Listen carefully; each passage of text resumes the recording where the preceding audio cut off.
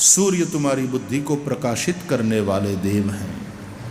इसलिए गायत्री मंत्र में हम सविता देव का ध्यान करते हैं। तत्सवितुः वरेण्यम भर्गो देवस्य धीमहि धियो यो नः प्रचोदयात्। नः धियः, हमारी बुद्धि को, धी माने बुद्धि, उसको प्रेरित करने वाले, प्रकाशित करने वाले सूर्य नारायण है। हालांकि गायत्री मंत्र में जिस सविता की बात है वो केवल आकाश में दिखने वाला ये सविता नहीं। According to science also this sun is nothing but a small star. आकाश गंगा में हमारे सूर्य से बड़े कई तारे विद्यमान हैं, कई सोलर सिस्टम्स हैं। इसलिए गायत्री मंत्र में हम जिस सविता का ध्यान करते हैं, अब सविता का सीधा साधा अर्थ है सूर्य, लेकिन गायत्री मंत्र में जिस सविता के ध्यान की बात है वो है अनंतानंत ब्रह्मांडों का प्रसविता, वो सविता यानी परब्रह्म परमात्मा। एक ओंकार सतनाम से जिसको बताया गया है वह परब्रह्म परमात्मा अनंतानंत ब्रह्मांडों का जो प्रसविता है यानी उत्पन्न करने वाला है। उपनिषद कहते हैं यतो वा इमानि भूतानि जायन्ते येन जातानि जीवन्ति यत् प्रयन्त्य अभिसंविशन्ति तद् विजिज्ञासस्व तद् ब्रह्मेति। उस परब्रह्म का हम ध्यान करते हैं, वे ही हमारी बुद्धि के प्रेरक हैं। धियो यो नः प्रचोदयात्। हम इस विराट के एक छोटे से अंश है, इसलिए विराट में जो भी घटना घटती है उसका प्रभाव हम पर पड़ता ही है। इसलिए नवग्रहों का भी प्रभाव है हमारे जीवन पर। ज्योतिष वाले कहते हैं ग्रहा राज्यम प्रयच्छन्ति। ग्रह यदि नवग्रह प्रसन्न हो जाते हैं तो राज्य दे देते हैं, नहीं तो राज्य को हर भी लेते हैं। ये 12 राशियां, ये नवग्रह, नवग्रहों में सूर्य, उनके राजा, कुछ पाप ग्रह, कुछ शांत ग्रह, आदि आदि बातें ज्योतिष शास्त्र में कही गई है। तो ग्रहण का वो जो समय है वो महत्वपूर्ण है। यदि उसमें तुम भजन करो, ग्रहण लगने वाला हो उससे पूर्व आधा घंटा पहले स्नान करके बैठ जाना चाहिए अपने आसन पर और अपने इष्ट मंत्र का जप करना चाहिए। जब तक ग्रहण का समय है जप करो या पाठ करो, आपके धर्म ग्रंथों का पाठ करो, आप जप करो, विष्णु सहस्त्र नाम का पाठ, जो भी, लेकिन सत्कर्म करो। और जब ग्रहण मोक्ष हो जाए उसके बाद उठो, फिर दान करो, फिर स्नान करो। स्नान दान का महत्व है, क्योंकि ग्रहण के उस समय में किया हुआ दान, किया हुआ जप, किया हुआ सत्कर्म अनंत गुणा फल देता है। जैसे मकर संक्रांति, सूर्य नारायण का मकर राशि में प्रवेश, वो जो समय है उसका यदि महत्व तुम समझते हो तो उस समय दान करोगे, उस समय तीर्थों में स्नान करोगे। सर्व तीर्थ रूप है समुद्र, तो समुद्र का स्नान बहुत पुण्यप्रद, पवित्र करने वाला माना गया है। नदियों में स्नान करो, तालाब में स्नान करो, कहीं नहीं जा पाए घर में स्नान करो। नित्य करते हो लेकिन पर्व स्नान के हिसाब से करो। अब की बार कुंभ मेले में संक्रांति का स्नान किया लोगों ने, पूर्णिमा का स्नान किया, और फिर मौनी अमावस्या, और फिर वसंत पंचमी। तो ये जो पर्व स्नान थे और शाही स्नान, पर्व स्नान से भी महत्वपूर्ण शाही स्नान, और शाही स्नान में भी सबसे महत्वपूर्ण मौनी अमावस्या वाला स्नान, तो करोड़ों लोगों ने स्नान किया। तो एक तो वो समय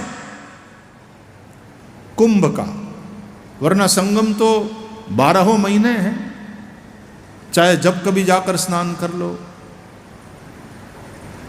लेकिन कुंभ वाला पर्व, और कुंभ पूरा 1 महीने से भी ज्यादा समय तक, क्या 40 दिन तक चला, लेकिन उसमें जो पर्व वाले दिन थे उसमें स्नान, तो स्थान का महत्व समझो, समय का महत्व समझो, वस्तु का महत्व समझो। यदि वो महत्व नहीं समझते तो बस गंगा तो बह ही रही है, संगम तो है ही है, ग्रहण तो हो ही रहा, लोग रेस्टोरेंट में जाकर के उस समय में खाना खा रहे हैं, उनको कौन रोकता है? लोग कहते हैं हमारा क्या बिगड़ता है। और हमारे यहां मर्यादा ये रखी गई कि उस समय में जब से वेद लग जाए इतने समय तक तो आप लिक्विड ले सकते हो, और इतने समय के बाद यदि सूर्य ग्रहण है तो 12 घंटा पहले वेद लगेगा, चंद्र ग्रहण है तो 9 घंटा पहले से वेद लग जाएगा। तो यदि कोई बीमार है, यदि बालक है, कोई रोगी है, तो उसको तो दवाइयाँ इत्यादि लेना होता है, इसलिए उनके लिए कुछ समय के लिए छूट रखी गई है, क्योंकि वो बाध्यता है, क्योंकि देह राखे धर्म है। शरीर को बचाना, शरीर को रखना, ये सबसे पहला धर्म है। इसलिए नियमों में कुछ छूट छाट है, वरना नियम का पालन कर। तो ग्रहण का समय, पर्व का समय, स्थान का समय, कि भाई हम प्रयागराज में हैं, कि हम बद्रीनाथ विशाल का दर्शन कर रहे हैं, हम बद्री में हैं, हम केदार में हैं, हम नारायण सरोवर में हैं, हम द्वारका जी में गए हैं, हम रामेश्वर गए हैं। स्थान का महत्व, काल का महत्व, वस्तु का महत्व। तुलसी को साधारण वनस्पति समझ लोगे? तुलसी है, दर्भ है, दुर्वा है, इसका महत्व है। दर्भ, डाब, कुश, कुशा अत्यंत पवित्र वस्तु, उसी से जल छिड़कते हुए सब पवित्र करते हैं। ओम पवित्रे स्थो वैष्णव्यो सवितुर्वः प्रसव उत्पन्नाम्य छिद्रेण पवित्रेण सूर्यस्य रश्मिभिः तस्य ते पवित्रपते पवित्रपूतस्य जत्कामः पुने तच्छक्केयम् अपवित्र पवित्रो वा सर्वावस्थांगतो विवा यस्मरेत् पुंडरीकाक्षं सबाह्याभ्यन्तरशुचिः पवित्रं पवित्रं पवित्रं पवित्रमस्तु।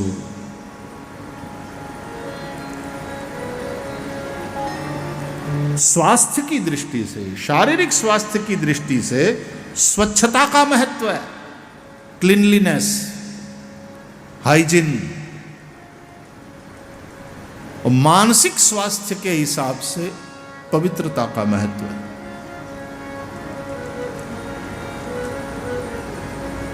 शुद्धि, मन शुद्ध हो, तन स्वस्थ हो, तन में शक्ति रहे और मन में भक्ति रहे। भक्ति तब ही रहती है मन में जब मन शुद्ध हो, मन पवित्र हो। संत किसको कहते हैं? जिनका मन पवित्र है।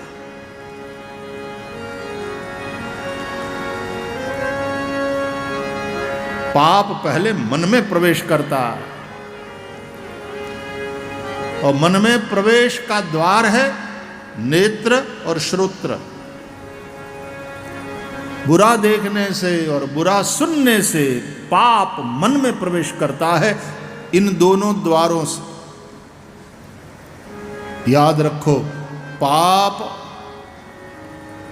और परमात्मा दोनों का प्रवेश द्वार एक ही है। दोनों तुम्हारे मन में इन्हीं द्वारों से प्रवेश करते हैं। इसलिए वेदों में प्रार्थना करी गई, भद्रं कर्णेभिः शृणुयाम देवा, भद्रं पश्येमाक्षभिः यजत्राः। हे देवताओं, हम अपने नेत्रों से भद्र देखें, हम अपने कान से भद्र सुनें, जिससे हमारा कल्याण हो। वही देखें, वही सुनें। वेद मंत्र हमारे ये सभी भूदेव पढ़ते हैं। दर्शन करने जाना यज्ञशाला में, बड़ी दिव्य यज्ञशाला बनी। 140 के करीब सब ब्राह्मण, वैदिक, वेद पाठी, संध्या वंदन करने वाले, पवित्र जीवन जीने वाले यज्ञ संपन्न करा रहे हैं। जाना और परिक्रमा मार्ग जो बनाया है, पूरी मर्यादा, अंदर मत घुसना, एक मर्यादा होती है। ये तुम फोटो वाले, तुम अपना काम कर रहे हो, ठीक है, आज घुस गए अंदर, लेकिन अंदर नहीं घुसना चाहिए। मेरा मौन था, लेकिन एक मर्यादा होती है साहब, एक पवित्रता वहां रहनी चाहिए। परिक्रमा मार्ग बनाया गया है, वहां परिक्रमा करो, दर्शन करते हुए परिक्रमा करना। वेद की श्रुतियां तुम्हारे कान में पड़ती रहेंगी, सुनना। भद्रं कर्णेभिः शृणुयाम देवा। इस वक्त आप यहां बैठे हो तो आप अपने कान से भद्र सुन रहे हो, क्योंकि हरिकथा श्रवण कर रहे हो, सत्संग श्रवण कर रहे हो। मंदिर जाते हो तो नेत्र के द्वारा भगवान का दर्शन करते हो। अयोध्या जी में गए, रामलला का दर्शन किया, श्री वृंदावन धाम गए, बांके बिहारी जी का दर्शन किया, खाटू श्याम चले गए, दर्शन किया, बालाजी चले गए, हनुमान जी का दर्शन किया। नेत्रों से भगवान का दर्शन, इससे श्रवण और इससे दर्शन, तो इन्हीं दोनों द्वारों से परमात्मा भीतर प्रवेश करता है तुम्हारे मन के मंदिर में। और यदि संयम नहीं है तो इन्हीं दोनों द्वारों से पाप भी भीतर प्रवेश करता है, मन में प्रवेश करता है पाप। इसलिए बुरा देखने से और बुरा सुनने से मन में पाप प्रवेश करता है।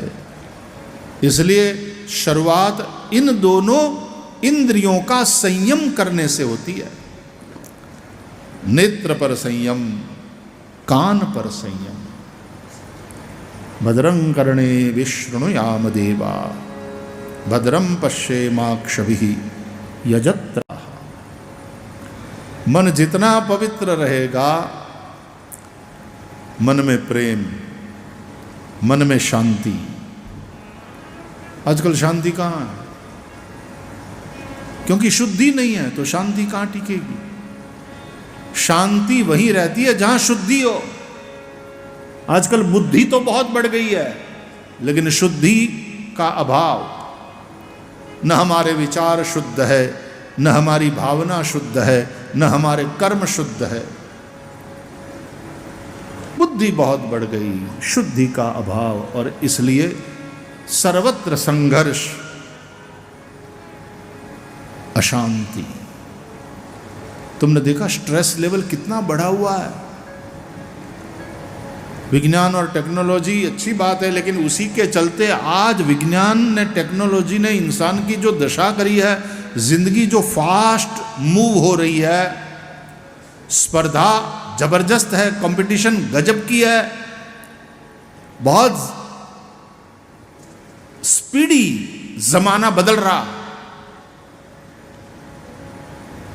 और ऐसे में न केवल टिकना है, उभरना है, सफल होना है, और उस बात का इतना स्ट्रेस है युवाओं में,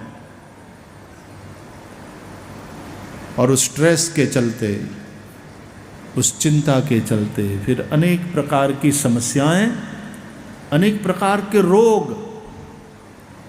जबकि हमारे ऋषियों ने कहा चिंता कापि न कार्या निवेदितात्मभिः। चिंता ना करो। चिंता चिता समान है। चिता और चिंता केवल एक ही बिंदी का फर्क है। चिता और चिंता, काम दोनों का जलाने का, लेकिन चिता तो मुर्दे को जलाती है, चिंता जिंदा इंसान को जलाती है। फिकर सबको खा गई, फिकर सबका पीर, फिकर की जो फाकी करे उसका नाम फकीर। फिकर की जो फाकी करे उसका नाम फकीर है। फिकर सबको खा गई, फिकर सबको खा गई, फिकर सबका पीर। फिकर की जो फाकी करे उसका नाम फकीर।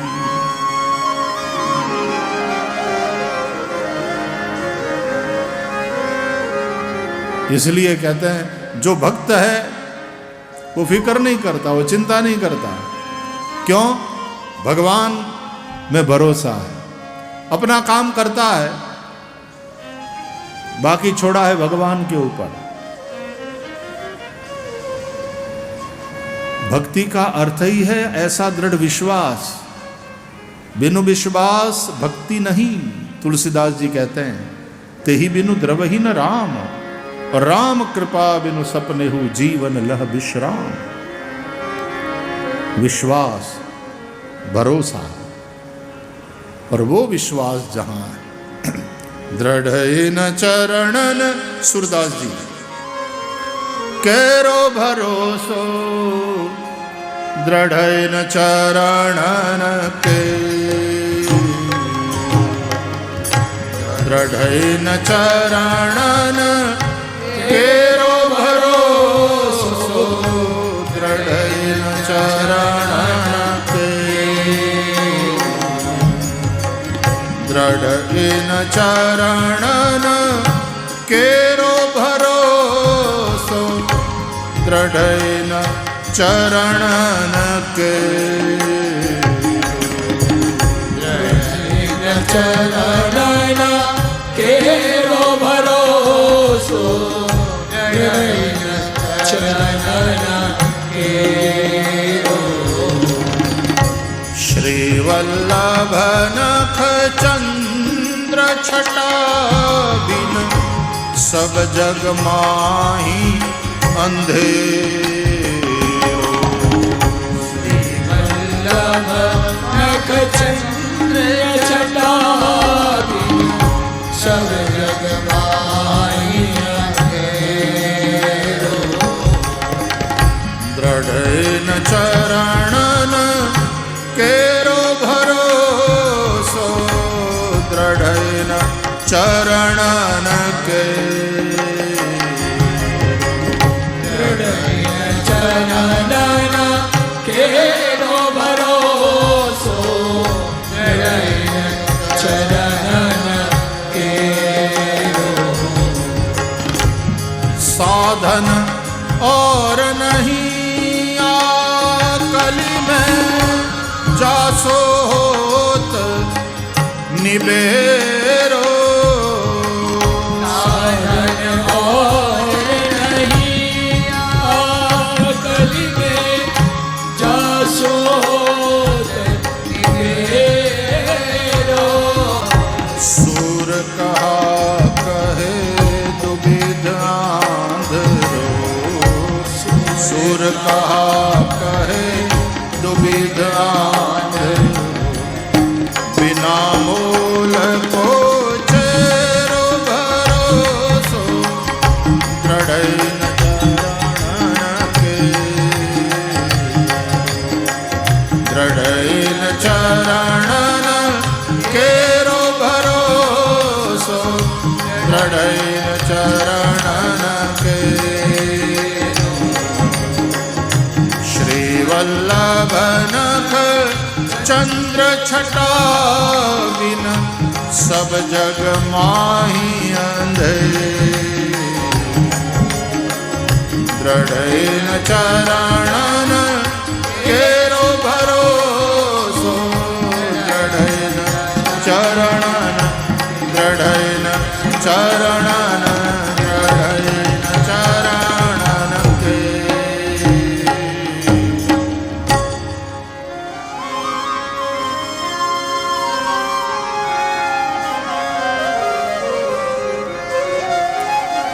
सच मानिए ये भक्ति, ये विश्वास आपको बहुत सारी समस्याओं से बचा लेगा।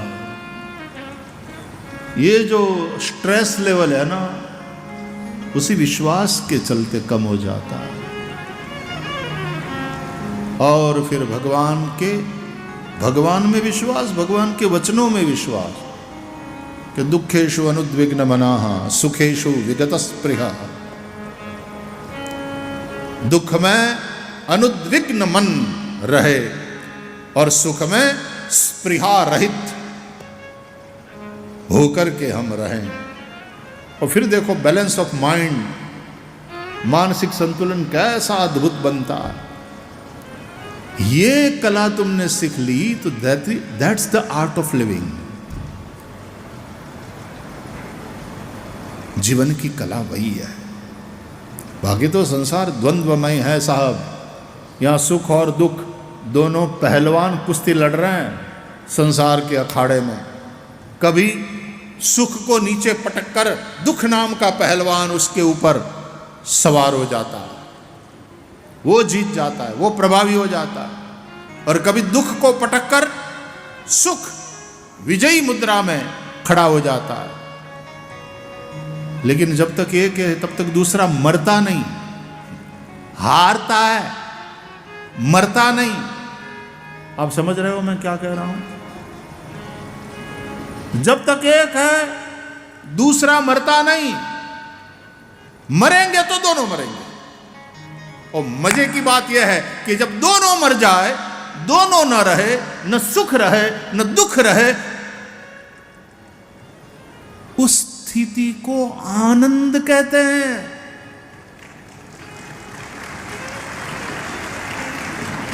अत्यंतो परतिर्यत्र दुखस्य च सुखस्य च। जहां सुख और दुख दोनों का आत्यंतिक अभाव हो, उसको आनंद कहते हैं। हम आनंद शब्द यूज तो बहुत करते हैं, बहुत आनंद आया, बहुत आनंद आया। That was an entertainment and you enjoyed, that's good, but that was not happiness or that was not bliss. आनंद एक अलग ही स्टेट ऑफ माइंड है, जहां सुख और दुख दोनों का आत्यंतिक अभाव हो जाता। जब तक उस स्थिति में नहीं पहुंचते तो सुख और दुख दोनों पहलवान कुश्ती लड़ते ही रहते हैं तुम्हारी जिंदगी के अखाड़े में। कभी दुख को पटककर सुख ऊपर सवार हो जाता है तो सुख विजयी मुद्रा में बड़े सुखी हैं, बड़े सुखी, आपकी कृपा है, आपका आशीर्वाद है। और कभी सुख को नीचे पटककर दुख उसके ऊपर सवार हो जाता है। महाराज बड़ी समस्या में है, बड़ी तकलीफ में है, आप आशीर्वाद दो। ये कुश्ती चलती रहती है जिंदगी भर।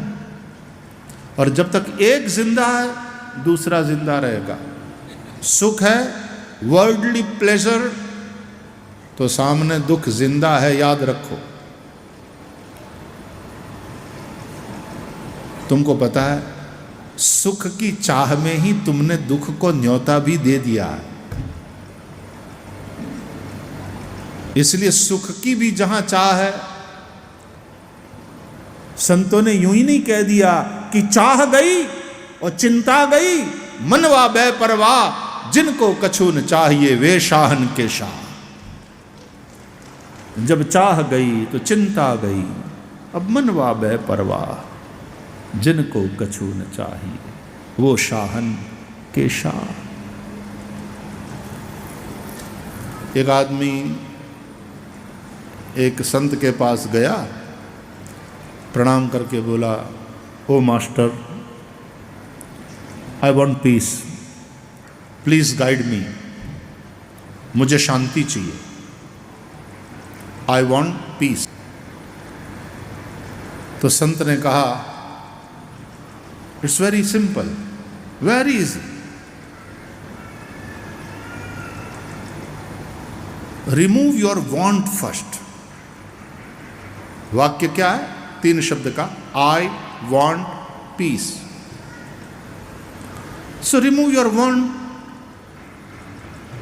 पहले तो अपनी वो जो इच्छा है उसको दूर करो, देन रिमूव योर आई,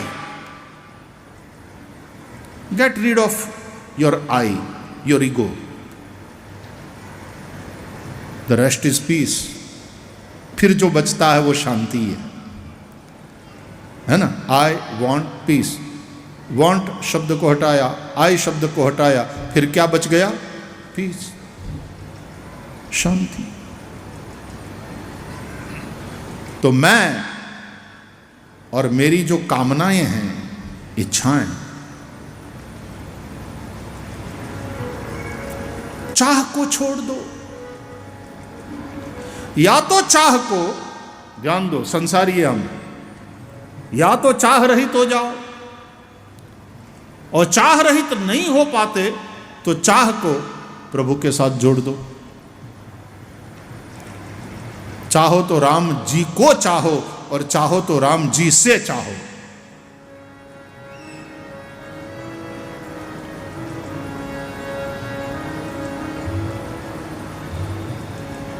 चाहो तो राम जी से चाहो। रामायण की हम कथा सुन रहे हैं। रामायण में 2 जने की कथा है, भाई और बहन की। भाई चाहता है सीता को, बहन चाहती है राम को। भाई का नाम रावण, बहन का नाम शूर्पणखा। ठीक है, रामायण की कथा। भाई क्या चाहता है? किसको चाहता है? सीता को। मुझे सीता मिले। और बहन क्या चाहती है शूर्पणखा? मुझे राम मिले। ये राम की होना नहीं चाहती है, राम को पाना चाहती है। रावण सीता को पाना चाहता है। किसी का होना और किसी को पाना फर्क है।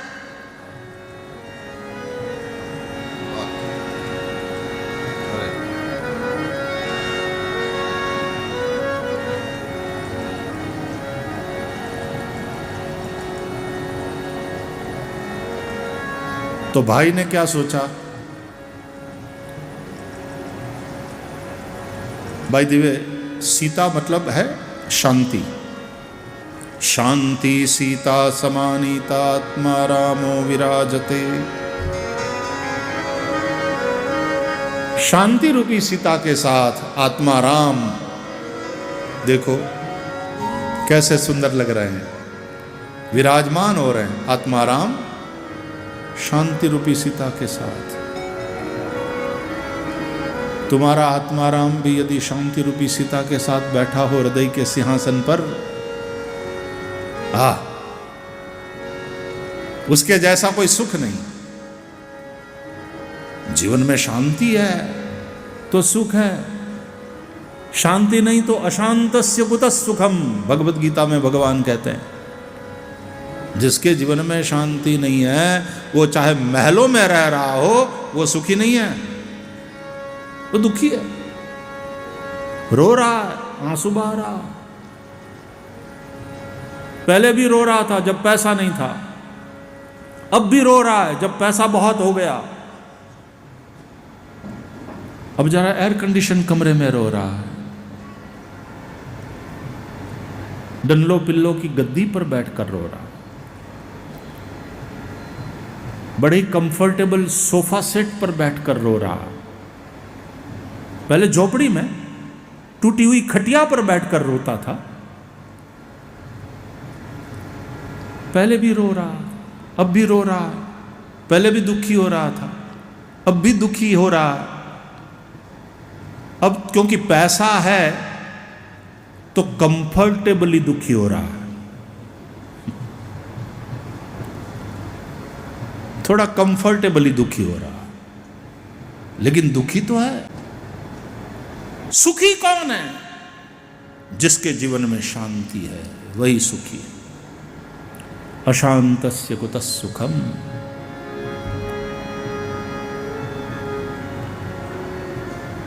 इसलिए साधु संत जिनके जीवन में शांति है उनके समान कोई सुखी नहीं। बाकी सारा संसार चाहे झोपड़ी में रहता हो चाहे महलों में दुखी है,